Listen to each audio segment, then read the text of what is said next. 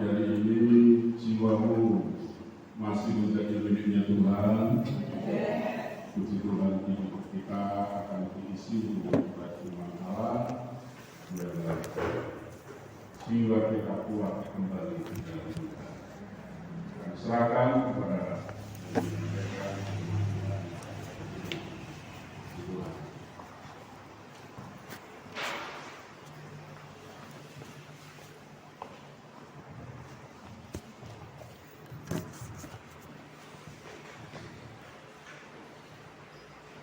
Puji Tuhan. Haleluya. Kita sudah merayakan hari kematian Tuhan Yesus Kristus, dan kita juga sudah merayakan kebangkitan Tuhan Yesus Kristus. Saya percaya kepada kita, saudaraku yang terkasih dalam nama Tuhan Yesus, kita mengalami kemenangan demi kemenangan karena kita sudah diberkati melalui kebangkitannya.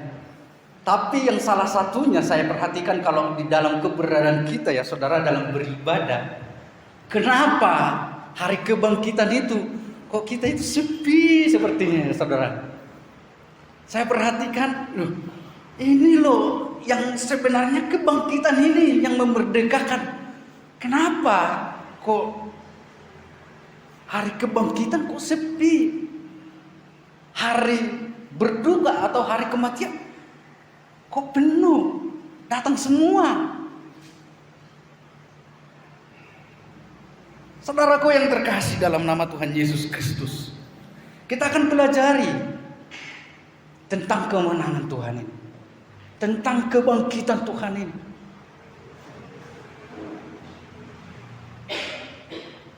Kita harus tahu jelas apa sih kebangkitan Tuhan itu.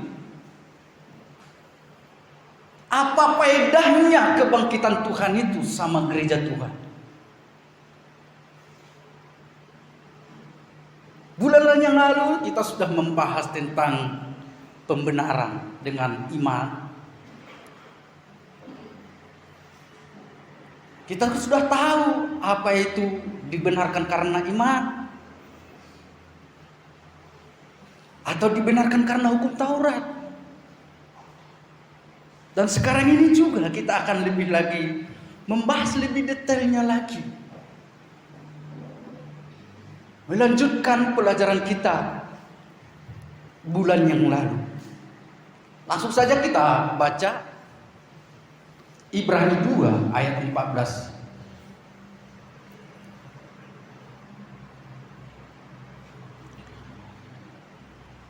Saya akan membacakannya.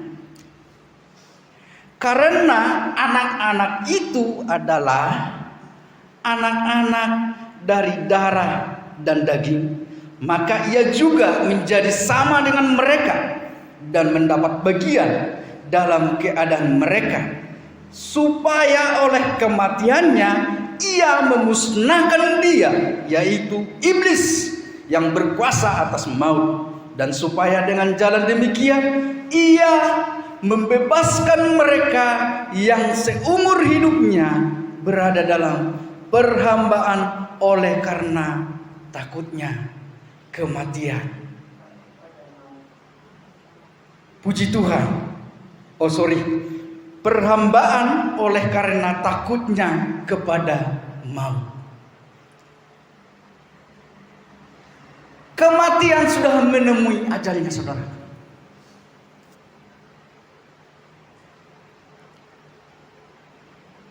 Dikatakan di dalam ayat terakhir, perhambaan oleh karena takutnya kepada maut. Ini zamannya Taurat dulu saudara. Banyak aturan-aturan hidup itu harus seperti ini, harus seperti ini. Dan di situ juga iblis masih berkuasa.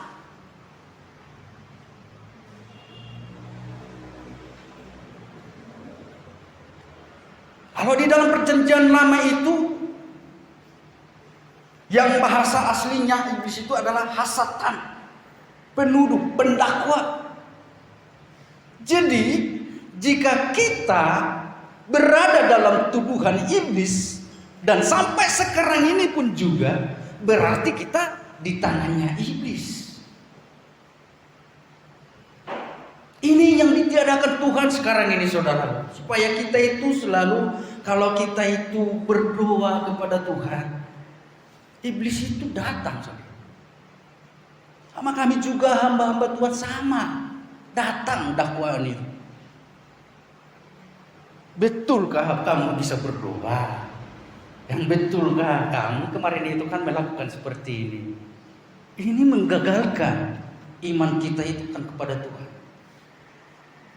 Tetapi Tuhan datang ke dalam dunia ini menjadi sama seperti kita, supaya dapat Dia menggagalkan kuasa si iblis, membatalkan. Datang Dia ke dalam dunia, serupa gambarnya dengan kita. Datang Dia ke dalam dunia ini supaya ada yang harus kita contoh tentang perbuatan Tuhan Yesus. Walaupun 3 tahun dalam pelayanan Tuhan Yesus, tetapi sangat jelas di situ menunjukkan bahwa itulah yang harus kita contoh dalam pelayanan Tuhan Yesus. Jika kita berbalik dari pelayanan Tuhan Yesus, maka kuasa si maut itu masih ada dalam pribadi kita. Jelas ya saudaraku yang terkasih dalam nama Tuhan Yesus Kristus. Kita harus bangkit seperti Tuhan Yesus bangkit.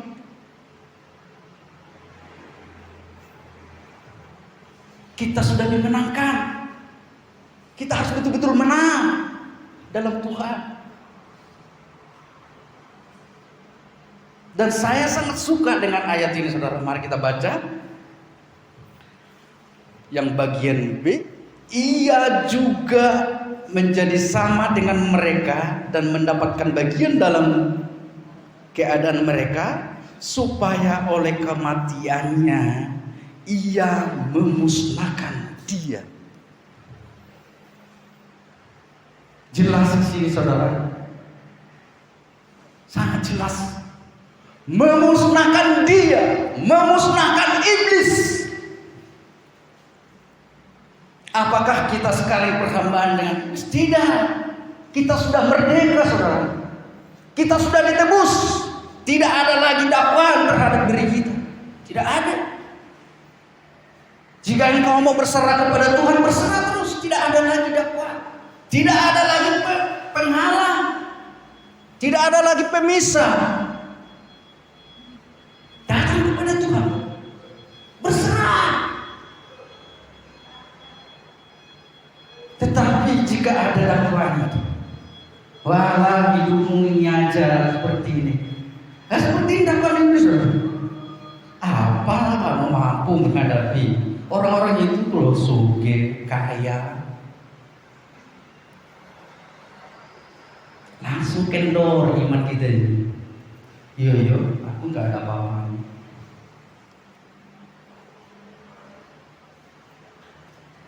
Sekali lagi saya katakan saudaraku yang terkasih dalam nama Tuhan Yesus, Tuhan itu datang kepada kita orang-orang yang tidak layak. Tuhan itu datang kepada kita orang-orang yang tidak sempurna, yang tidak berdaya.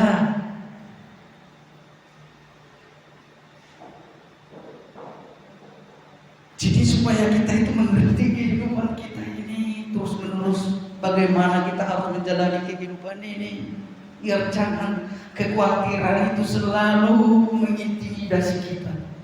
Kita sudah dimenangkan saudara.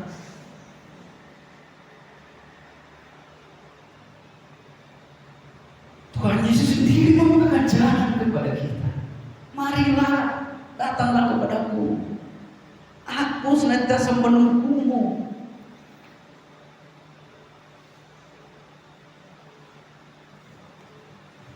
Di sini saudara, kita lihat memusnahkan dia berarti itu membatalkan. archeo, bahasa asli. Jadi Tuhan mencabut kuasa si iblis dan membatalkannya. Memang iblis belum dibinasakan, saudara. Belum. Sampai sekarang ini belum dibinasakan. Itu nanti zaman akhir. Ketika kita sudah diangkat ke surga, di situ terjadi juga peperangan. Belum dibinasakan kuasa si iblis, saudara. Tetapi bagi umat-umat Tuhan, gereja Tuhan, kuasa si iblis itu sudah dibatalkan. Tidak ada lagi haknya bagi gereja Tuhan mendakwa. Tidak lagi berlaku dakwaan iblis itu kepada kita.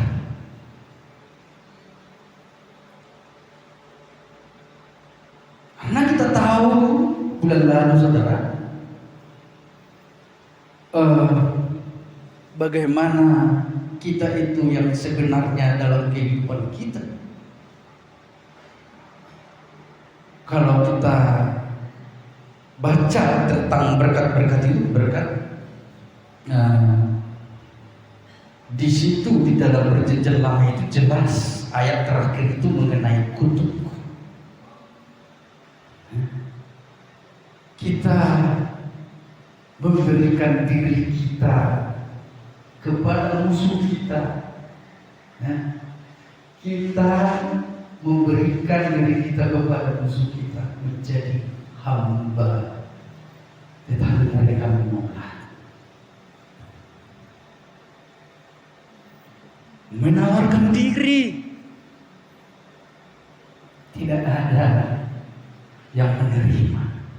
Itulah begitu sangat menyedihkan, saudara, dalam kehidupan.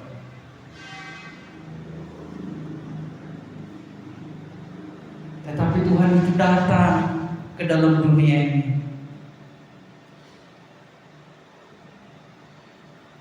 Dia beli kita, saudara. Lunas,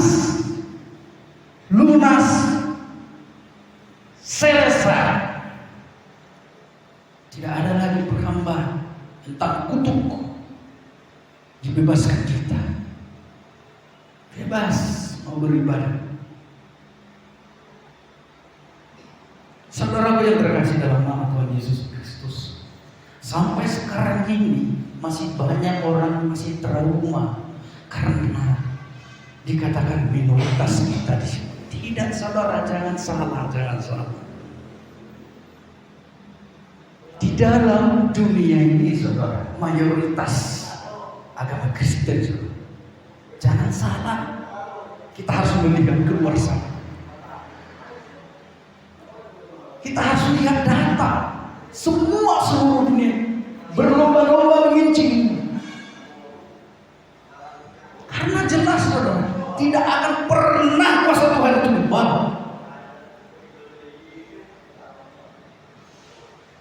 Kita semua tahu tentang berita-berita sekarang ini. Perang dunia ketiga. Tidak peduli dengan itu. Pokoknya kita itu bersama dengan Tuhan terus, kita sudah dimenangi.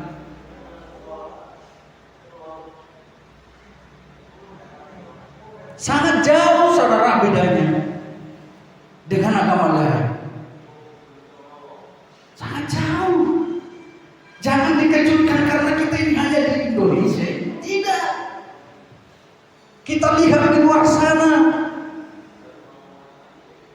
Begitu banyaknya tentang peperangan rohani itu. Terus Tuhan itu membawa umat-umat untuk memenangkan jiwa-jiwa.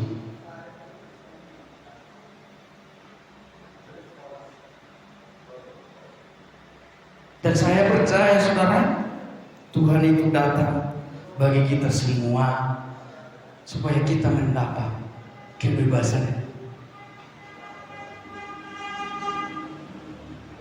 Jadi kesimpulannya di sini, saudara, dalam ayat ini, Tuhan itu mencabut kuasa si iblis, membatalkan kuasa si iblis. Jadi kalau kita ketahui saudara, kemanapun kita mau melangkah, ketika iblis itu mendakwa kita, menuduh kita, tidak ada lagi urusan. Tuhan sudah bertata dalam kehidupan saya. Memang kita manusia ini cenderung akan melakukan kesalahan, saudara. Tetapi iblis itu menunjukkan itu semua.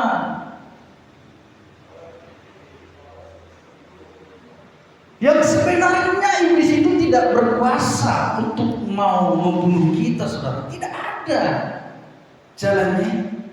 Dia hanya menunjukkan apa yang salah. Di dalam hukum Taurat juga ditunjukkan.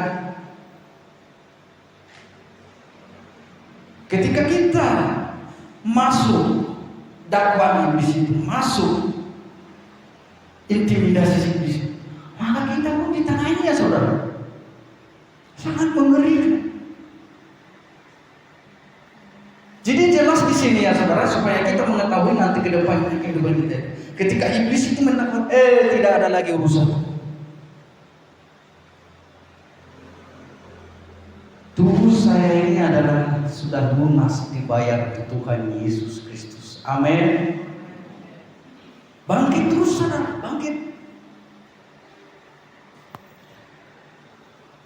Memang jelas saudara, kemenangannya itu hanya bisa efektif dalam kehidupan orang-orang yang percaya kepadanya. Jadi kuasa si iblis itu tidak akan bisa menyentuh gerejanya Tuhan. Tidak.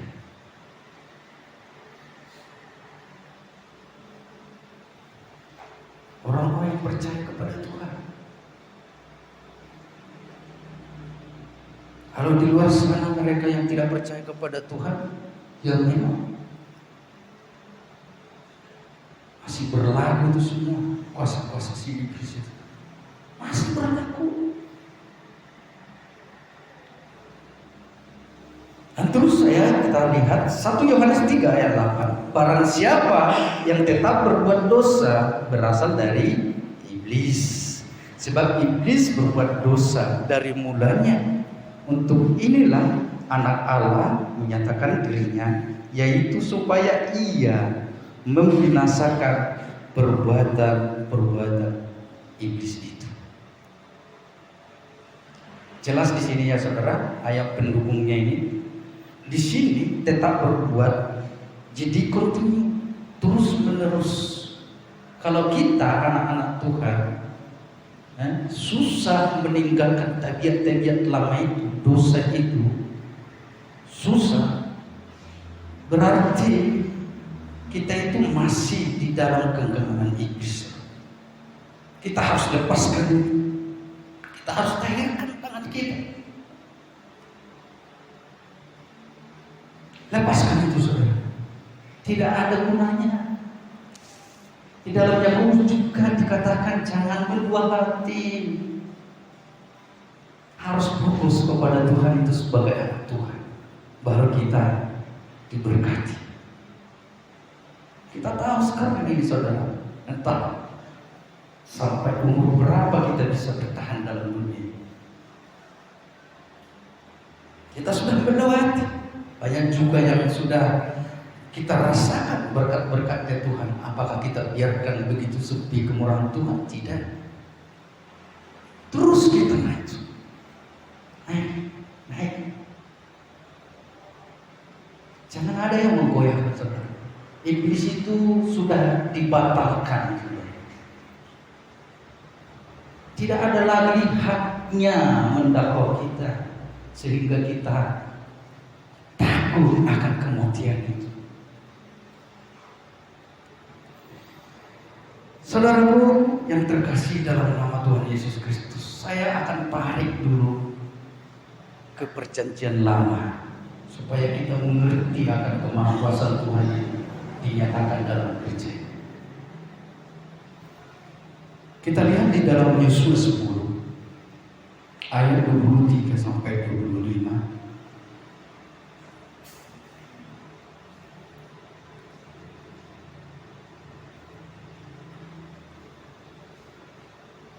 Yosua 10 ayat 23 sampai 25. Saya ambil garis besarnya saja saudara. Marilah dekat, taruhlah kakimu di atas tengkuk raja-raja ini. Maka datanglah mereka dekat dan menaruh kakinya ke atas tengkuk raja-raja ini. Wah, luar biasa kemenangan Yosua. Gimana saudara, kalau saudara kita diajak Tuhan, mari anakku, taruhlah kakimu di atas tengkuk kuasa-kuasa si jahat.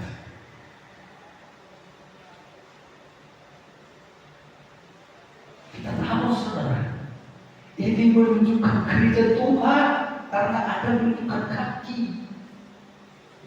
Jadi bahwa kaki ini tubuh. Tubuh ini adalah tubuh gereja. Kita sudah mendengarkan khotbah yang hari Kamis. Kita itu adalah tubuh gereja yang Yesus adalah kepalanya. Di dalam tubuh ini ada kaki. Yang menjadi membuat kaki gereja itu adalah iblis. Dipunahkan, dibatalkan. Apa yang menjadi bisa yang menggerogoti gerejanya Tuhan? Tidak ada. Tidak ada. Percayalah saudara, tidak ada. Kuasa apa saja pun tidak ada. Tetapi intinya nanti ke depan kita harus bersatu sebagai gereja Tuhan. Dan Tuhan Yesus menggenapi dalam perjanjian baru tentang Yosua itu. Raja-raja yang kejam, 5 kelompok, 5 raja dibariskan langsung. Biar tahu siapa itu Tuhan.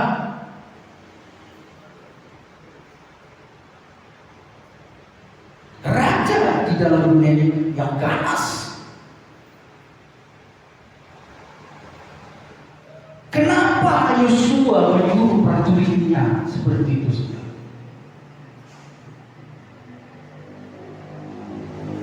Supaya tahu ini loh manusia biasa yang tidak ada apa-apanya. Taruh kakimu, letakkan. Dan saya pun sekarang berkata kepada saudara, ada roh wahyu dalam kehidupan kita pada pagi hari. Amin. Ikutilah ajakan Tuhan. Dan ini akan dirasakan saudara. Ketika Tuhan mengajak kita, taruh kakimu. Ya taruh. Di bawah kakimu semua kuasa-kuasa iblis. Karena kita gereja Tuhan. Gereja Tuhan.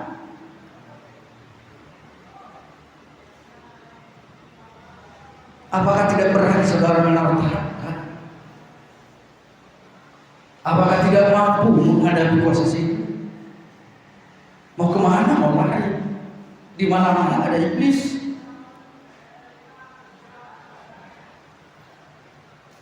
Kuasa itu sudah diberikan gereja Tuhan. Tergantung kepribadian kita saudara. Mau kita mempergunakan kuasa yang daripada Tuhan.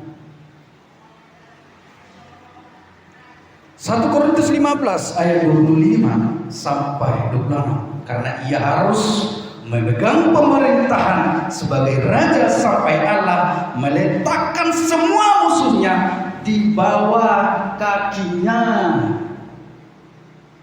Musuh yang terakhir yang dibinasakan ialah maut. Mari bangkit saudaraku, mari bangkit.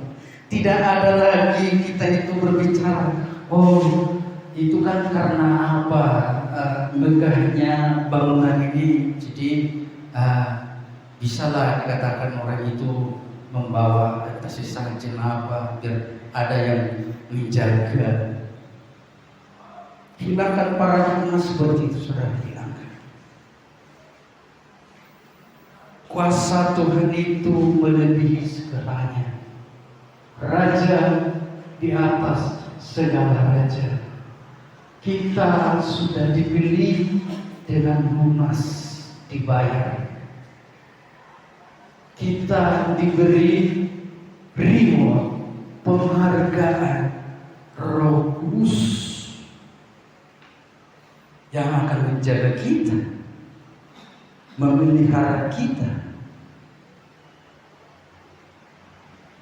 Ketika Dia sudah datang ke dalam dunia ini, Dia kembali ke surga. Untuk apa, saudara? Menyediakan tempat bagi kita, gereja. Ketika sudah selesai rumah itu dibangun, maka Dia datang lagi menjemput kita. Puji Tuhan, saudara. Apakah kita memang betul-betul sadar saudara perbuatan Tuhan yang luar biasa? Ayolah saudaraku yang terkasih dalam nama. Kalau saya bayangkan dalam pelayanan, bagaimana kita gereja Tuhan sampai iblis itu yang akan mencomot-comot.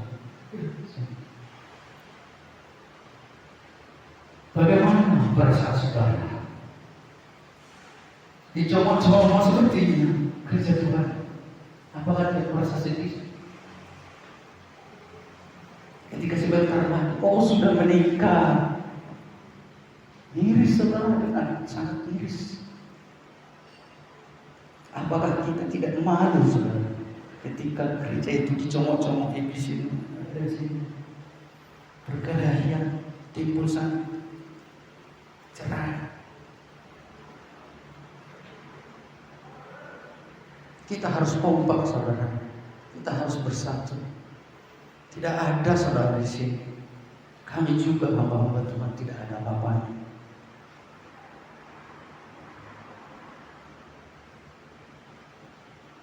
Mari saudara, yang kita ini yang menunggu-nunggu akan kedatangan Tuhan itu, jemputan Tuhan itu kepada kita untuk mau menikmati kerajaan surga. Hanya sebentar saja dalam dunia, sekejap. Kita tidak tahu esok hari saudara, tidak tahu entah apa mau yang terjadi. Mari sadar kita saudara sebagai gereja Tuhan, apa yang harus kita perbuat bagi Tuhan sehingga kita terus gereja Tuhan berkemenangan demi kemenangan sampai terus.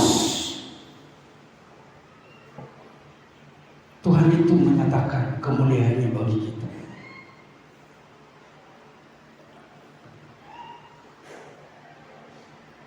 Matius 22 ayat 44. Tuhan telah berfirman kepada Tuanku, duduklah di sebelah kananku sampai musuh-musuhmu kutaruh di bawah kakimu. Ini perkataan Daud, saudara. Tuhan Yesus sendiri yang mengatakan kepada ahli-ahli Taurat, orang-orang Farisi yang ingin selalu mendakwa Tuhan Yesus, yang ingin selalu mencari kesalahan Tuhan Yesus. Menurut kamu, datangnya Yesus itu dari mana? Santai aja Tuhan yang berkata, anaknya Daud. Oh iya, memang dari anaknya Daud. Mereka mengetahui semua saudara. Mereka ahli-ahli kita. Dari keturunan Daud lah nantinya datangnya Mesias. Farisi juga tahu itu saudara.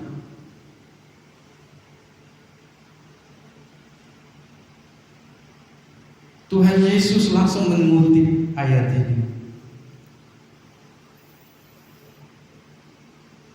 Tuhan telah berfirman kepada Tuhanku, duduklah di sebelah kananku sampai musuh-musuh kutaruh di bawah kaki. Luar biasa saudara.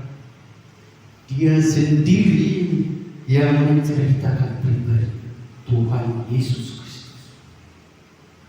Tidak ada yang bisa menjawab pertanyaan Tuhan Yesus di dalam ayat ini.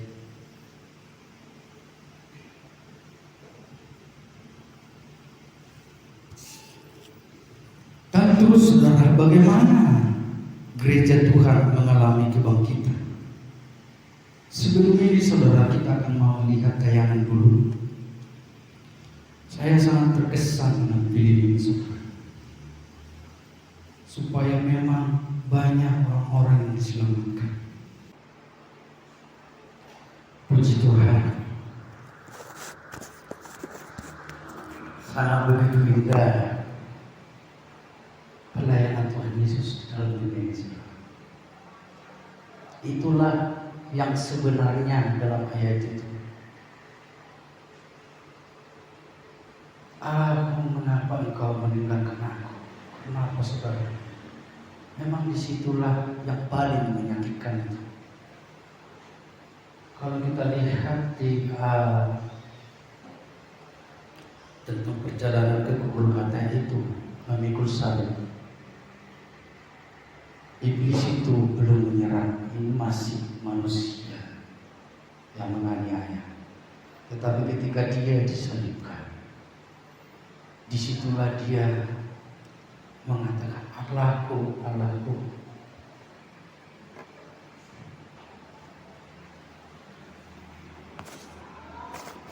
mengapa kau meninggalkan aku? Apakah kita sadar saudara, dalam kehidupan kita sehari-hari ini, kenapa Tuhan Yesus mengatakan seperti itu? Karena kita ketahui sejak dari tadi di dalam ayat itu, dia datang mengambil rupa sama seperti kita, bisa merasakan kesakitan, bisa.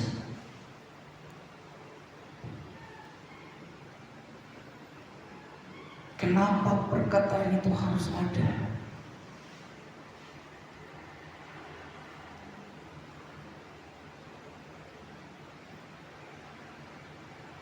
Tidak salah saudara, kita juga berdoa seperti itu. Tidak salah. Kita contoh Tuhan. Ketika persoalan itu datang kepada kita, dan tidak ada lagi sepertinya jalan terbuka dalam masalah kita, maka berserulah kepada Tuhan. Allahku, Allah, mengapa engkau meninggalkan aku sampai seperti ini hidup saya? Jangan kita cari jalan keluar yang lain, saudara. Jangan. Hati-hati tidak sisi-sisi. Jangan. Sekali lagi saya katakan jangan. Semua dalam diri kita diuji kepercayaan kita. Sampai di mana kepercayaan kita kepada Tuhan? Sampai di mana iman kita kepada Tuhan?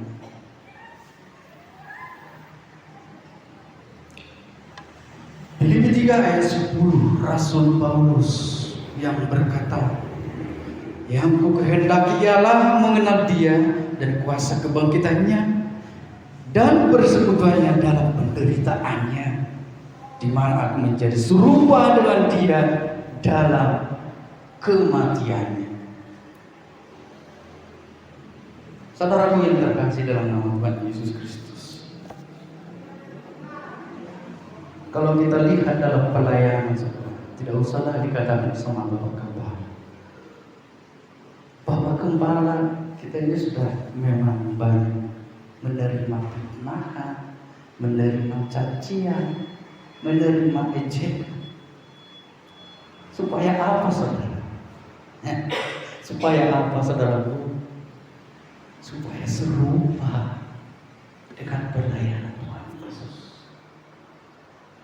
Jangan kita cuma bernyanyi seperti Yesus, seperti Yesus. Itu saja ku pinta. Kita tidak mempraktekkannya. Sia-sia, saudara. Kita sudah mendengarkan khotbah minggu-minggu yang lalu. Tuhan Yesus membasuh kaki murid-muridnya. Dia tahu itu juga Siska. Siapa yang nggak tahu? Yang mau mengkhianati dia. Dia tidak. Kamu sudah Siska, kamu mau mengkhianati. Tapi gitu. Tidak usah dicuci. Tetap dicuci lagi. Inilah pelayanan Tuhan Yesus, saudara. Jika kita melayani seperti ini, maka kita pun dalam kerajaan surga nanti. Hai sahabat selamat, kita makan sehidangan dengan Dia. Mampukah kita melakukan ini, saudara? Kita sudah diberi hak, kita sudah diberi kuasa untuk mau menampuni saudara-saudara kita. Mampukah, saudara?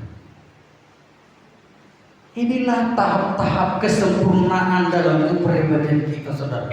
Ketika kita bisa melewati ini semua, ketika kita dicaci maki, dihina, difitnah, ditipu, mampukah kita berdiri menghadapi semua itu?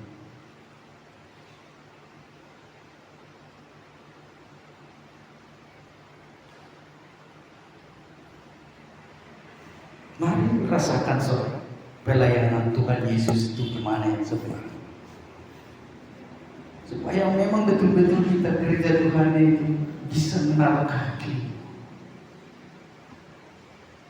tengkuk iblis. Karena kita gereja Tuhan.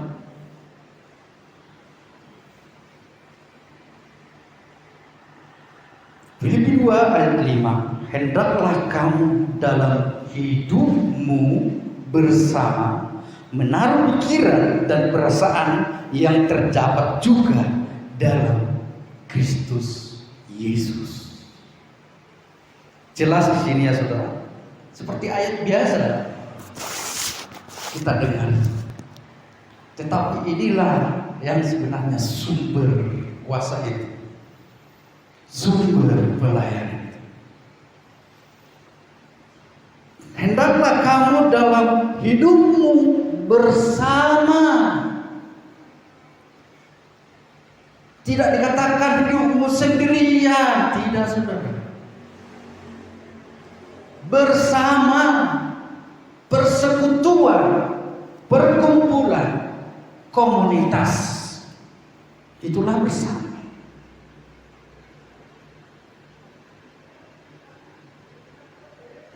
Ini yang Allah mau dalam kepribadian kita, saudara. Bersama kita menghadapi apa yang masalah.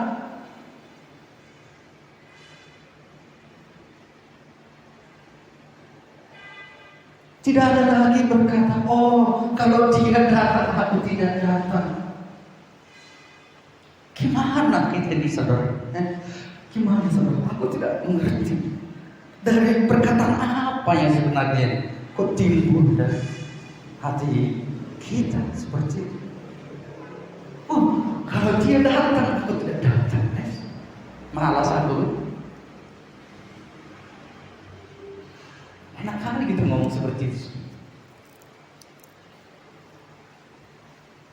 Kalau Tuhan mengatakan karaktermu, terserah apa yang kau pilih.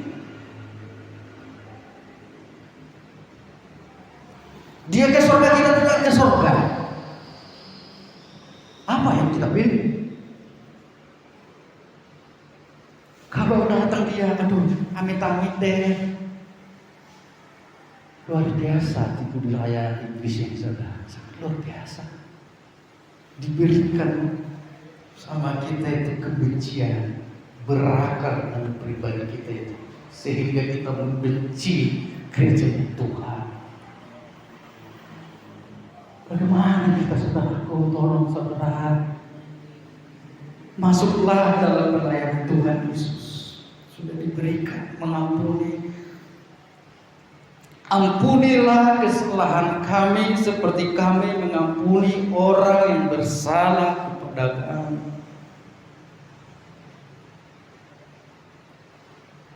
Mungkin saudara sudah banyak yang viral sampai sekarang, pendeta-pendeta sekarang ini. Kalau bagiku sangat memalukan lah di medsos berkelahi sama pendeta. Karena apa, saudara? Jadi sama-sama mencolok jemaat, jadi langsung memperburuk keadaan di medsos. Sangat memalukan.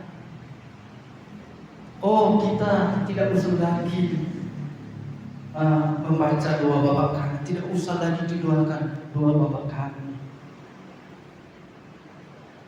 Sangat mengerikan, saudara, sangat mengerikan sekarang ini.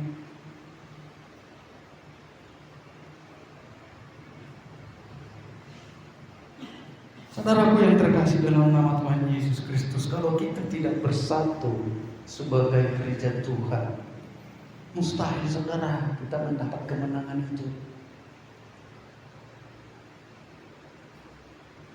Masuklah dalam pelayanan Tuhan Yesus Kristus. Kita teladani, saling mengayomi. Kalau saya sendiri berkata, saudara, kalau namanya mengampuni akan kesalahan orang lain, itu bukan kewajiban, tetapi itu adalah haknya gereja. Haknya gereja mengampuni. Lepaskan pengampunan.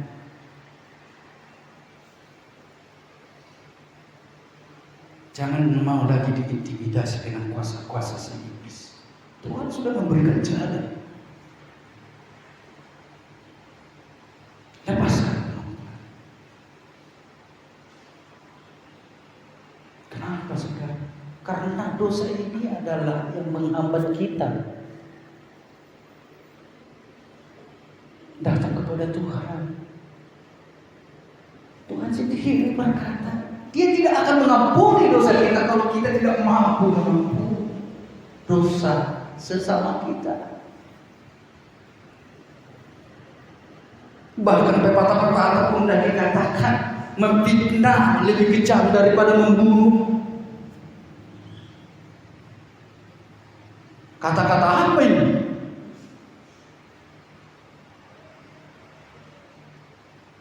Itu di luar gereja. Tidak level gereja mengatakan seperti itu. Walaupun saya difitnah, walaupun saya dibully, walaupun saya dicaci maki, lepaskan. Kita sudah diberi hak, saudaraku, mengampuni. Dulu-dulunya kalau mengampuni dosa kita itu harus bawa kambing, bawa tekukur, harus melalui iman. Tetapi sekarang ini kita diberi hak sebagai imam. Ampuni, lepaskan pengampunan, biar kita lihat bagaimana penanganan Tuhan itu dalam keluarga kita, dalam pribadi kita. Kita lah yang bisa dibenarkan itu.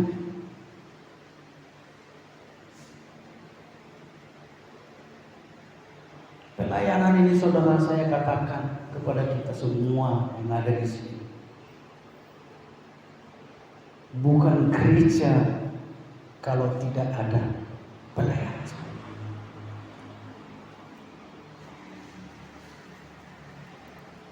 Sangat keras saya kepada bagian itu, tetapi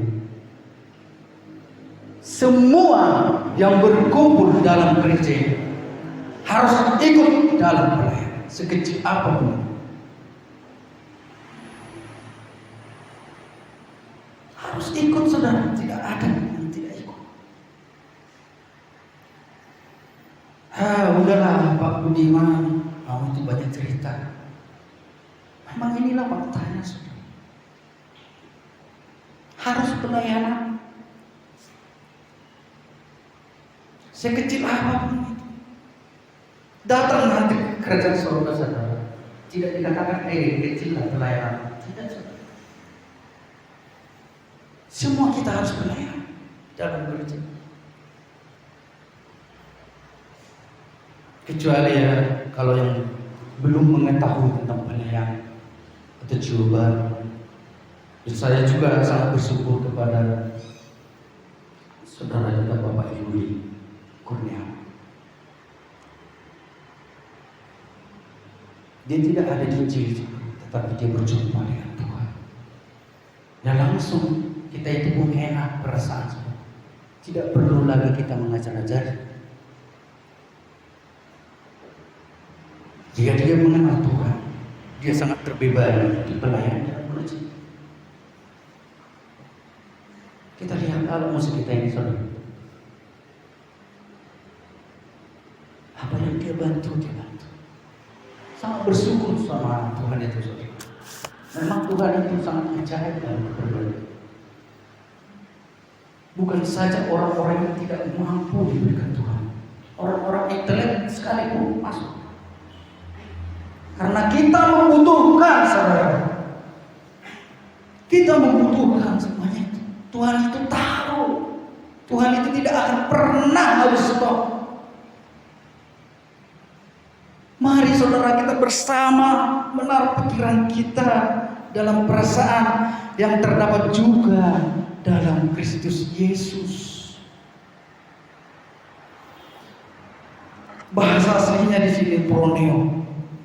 Pikiran, hidup sejiwa satu dengan yang lain. Berhentilah saudara mengenai tentang gereja yang lain. Berhenti. Itu bukan levelnya kita. Langsung kita terapkan dalam kepribadian kita sendiri.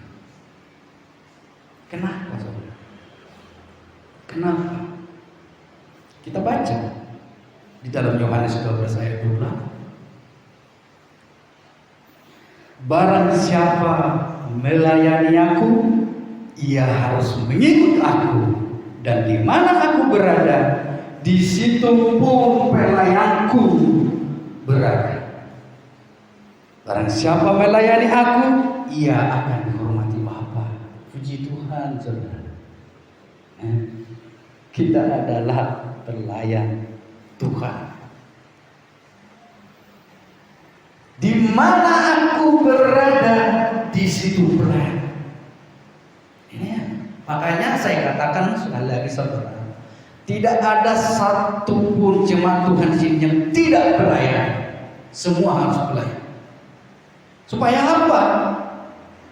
Tuhan berada di sini. Ya jelas dikatakan dalam ayat ini. Saya bukan mereka-reka saudara. Tidak. Kita ini datang di sini bukan arisan.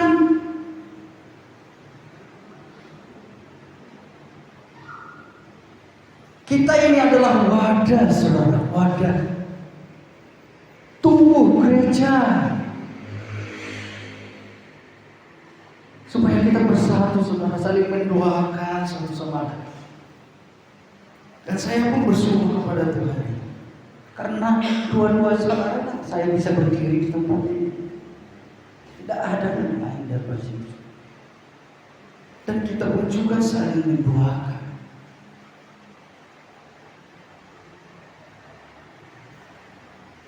Saya percaya saudara, saya percaya Tuhan itu akan lebih lagi memakai gereja-gerejanya ke depan hari.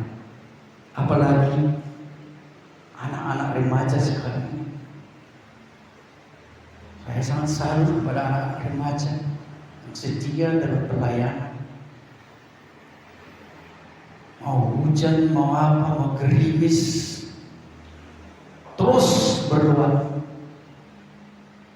Tidak ada henti-henti.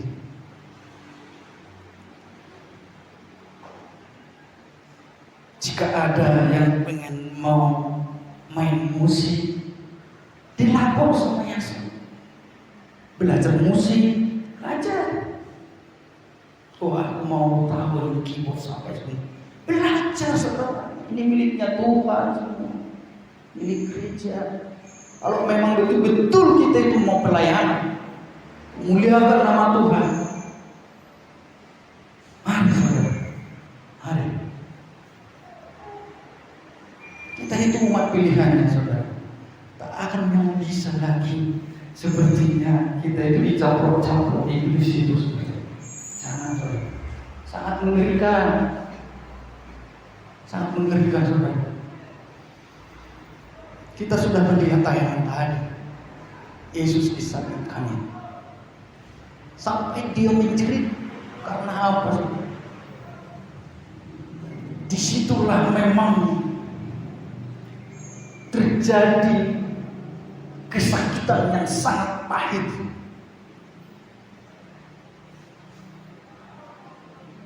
Diampuni kita, saudara. Selesai. Rasul Paulus berkata di dalam Kisah Rasul 17 ayat ke-14, saudara.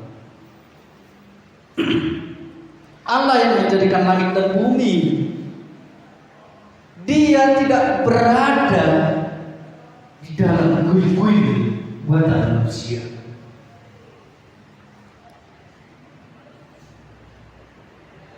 Jadi Tuhan itu tidak memaksakan kita, saudara. Tidak. Tuhan itu menghormati hak bebas kita ini. Pilih jalan yang sepihak, yang lebar.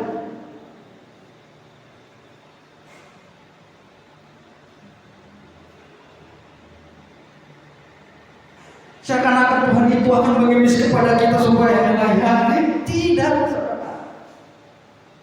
Yang mau inginkan Tuhan itu bagi kita, saudara, kita terlibat dalam pelayanan. Itu kunci. Kita itu harus ikut merasakan manisnya pelayanan, seperti yang dirasakan Tuhan Yesus. Karena kita selalu bernyanyi seperti Yesus. Memang itu tujuan kehidupan kita, saudara. Seperti Yesus.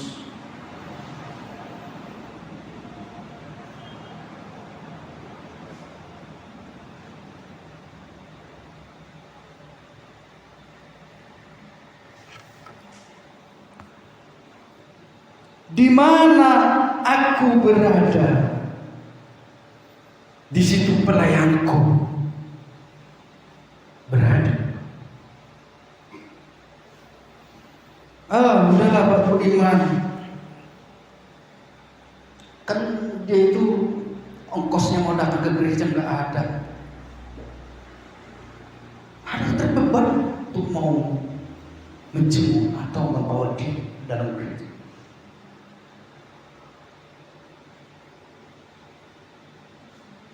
Kita tahu sekarang ini, saudara, Ibu Apiani, Sidoni, orang Batak, yang sebenarnya itu membutuhkan sentuhan kasih.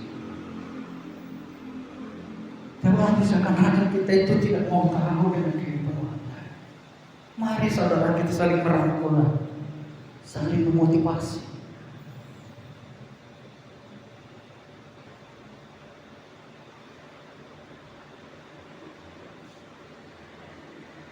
Supaya kita merasakan apa sih pelayanan Tuhan Yesus. Sangat indah sebenarnya, saudara, kalau kita menjalankan hidup dan kasih karunia itu sangat indah.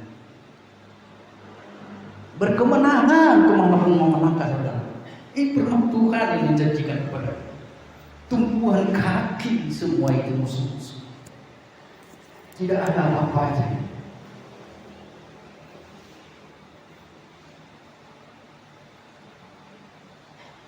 Tidak ada yang pernah mengatakan Tuhan-Tuhan yang lain yang di luar sana.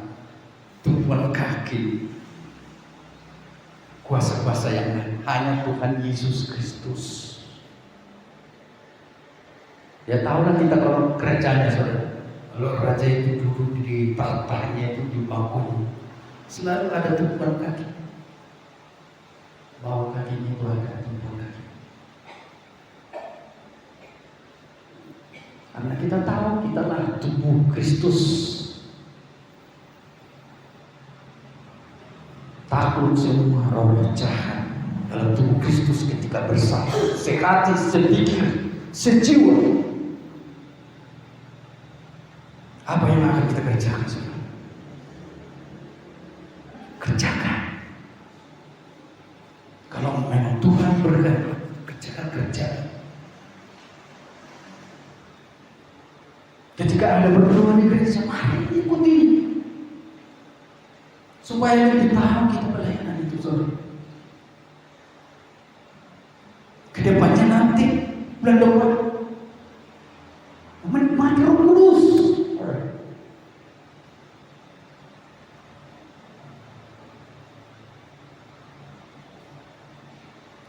Saudara yang terkasih dalam nama Tuhan Yesus Kristus, kalau ada di antara kita umat Tuhan yang alergi tentang bangsa roh, saudara, kalau itu bukan daripada Tuhan, tak akan ada sampai sekarang ini, saudara. Semua bisa dideteksi melalui firman Tuhan. Ujilah aku, jadi berkata seperti itu. Tidak seperti agama-agama lain, saudara.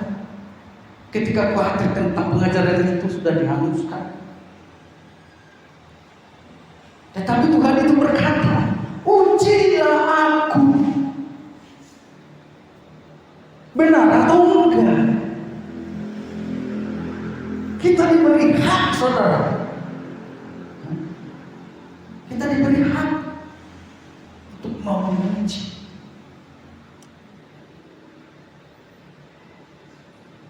Bahkan dikatakan supaya kita jangan dimanipulasi tentang dunia-dunia sekarang. Sekalipun malaikat terang datang ke dalam dunia ini mengabarkan Injil yang berbeda daripada yang kami kabarkan, terkutuk lagi. Rasul Paulus mengatakan sangat keras.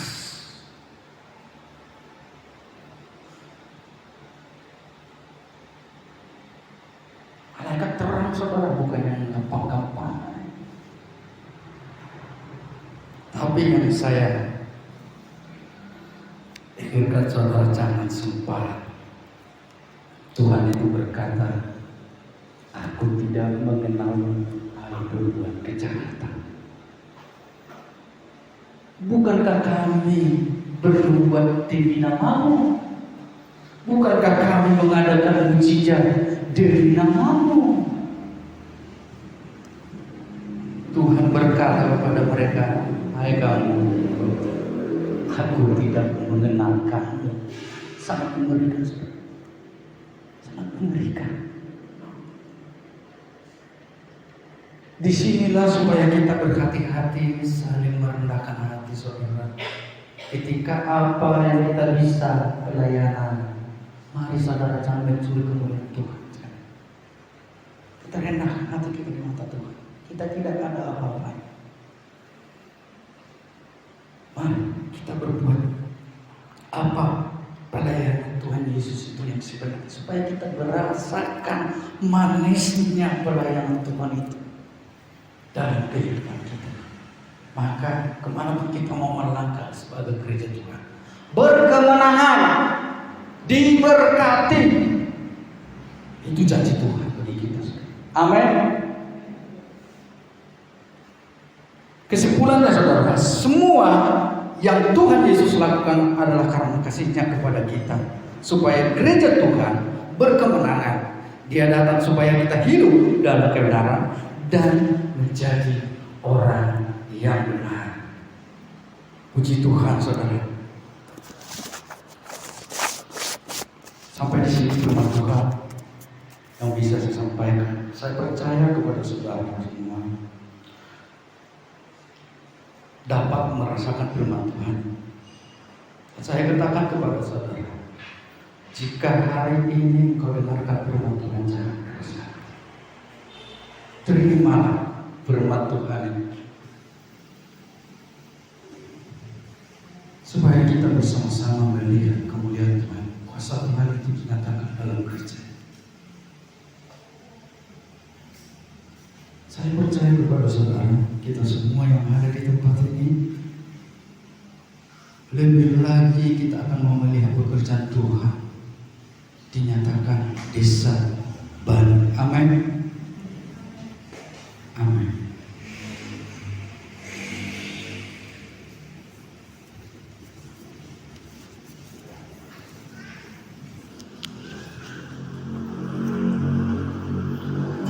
Kita renungkan firman Tuhan, saudara.